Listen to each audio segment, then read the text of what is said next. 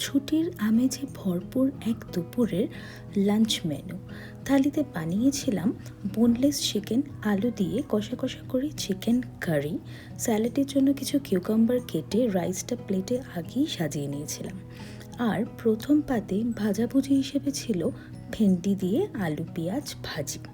এটা হলো শিম সর্ষে। বাঙালিদের সর্ষে বাটা বা পোস্ত বাটা দিয়ে বানানো যে কোনো আইটেম একটা ঐতিহ্য বলা যায়। তাই কচি শিম দিয়ে ভালো করে শিম সর্ষে বানিয়েছিলাম। আর শেষ পাতের জন্য নিয়েছিলাম একটু টক দই। টক দইটা আমার বড়ই পছন্দের। ব্যাস এই ছিল আজকের লাঞ্চ মেনু।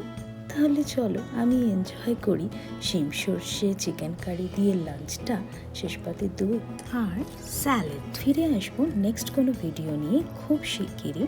টিল দেন সবাই ভালো থেকো, সুস্থ থেকো, খুব মজা করো and make some good memories. Bye guys.